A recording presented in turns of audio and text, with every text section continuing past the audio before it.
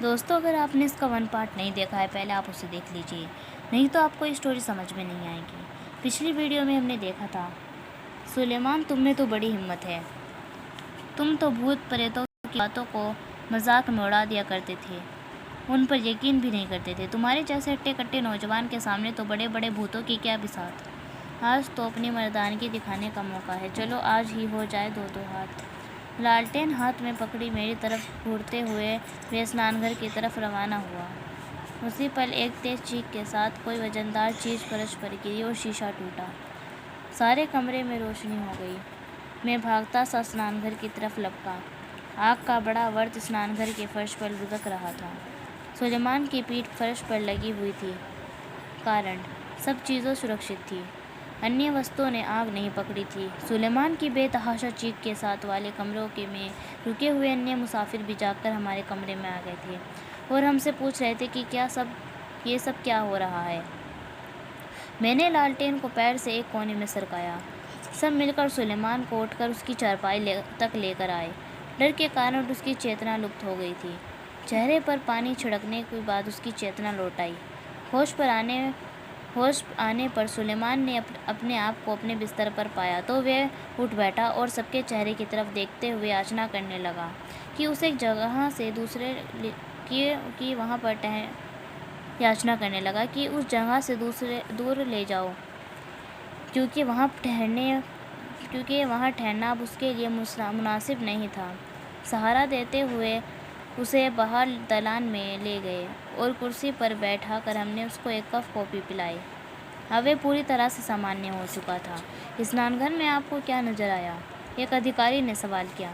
स्नानघर में एक मूर्त व्यक्ति को पड़ा हुआ देखा, सुलेमान ने बताया आश्चर्य की बात। उसके बाद क्या हुआ? एक सिरकटा वजनदार आदमी खून से लथपथ पीठ के सहारे स्नानघर के फर्श पर पड़ा दर्द से तड़प रहा था। उसके हाथ में खून से भरा चाकू था। एक अतिथि घरे हैरान होकर बोला, इसके बाद आपने क्या किया? सुलेमान ने कोई जवाब ना दे सका।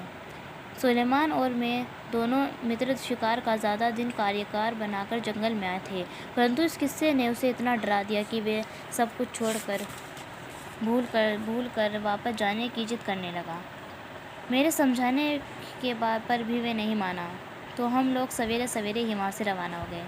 परंतु मन ये जानने को तावला था कि ऐसा कौन था जिसने उस अतिथि गृह के स्नानघर में उस तरह से अपना गला रेतकर अपनी हत्या कर दी थी, और उसके ऐसा करने के पीछे क्या मजबूरी हो सकती है। क्या सुलेमान ने सचमुच स्नानघर में कोई अटपटी बात देखी या फिर वे केवल उसकी कल्पना थी? मैंने इस घटना के बारे में काफ़ी खोजबीन की।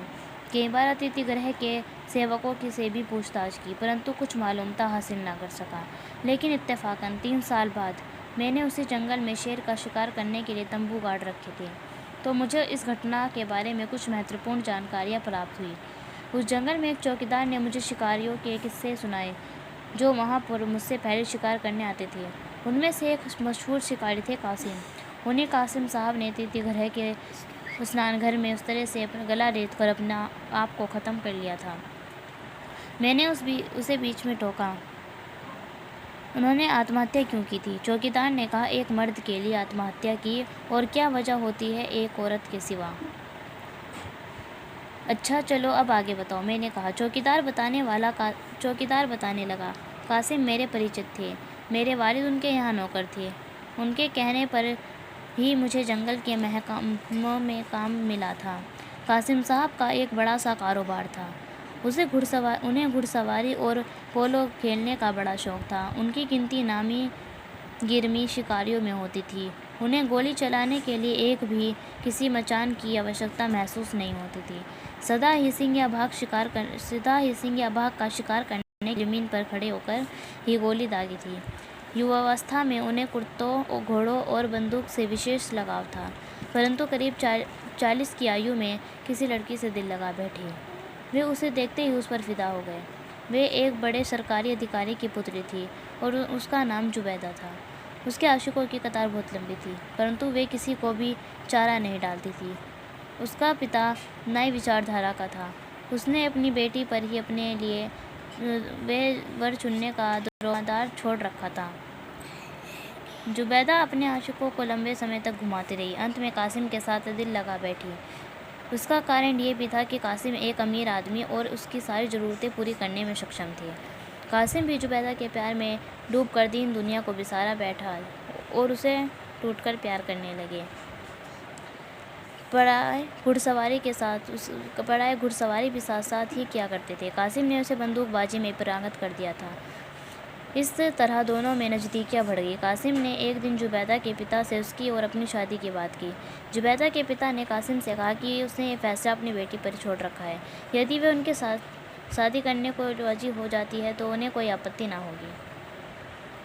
कासिम साहब जुबैदा के सामने शादी का प्रस्ताव रखने का मौका तलाशते हैं।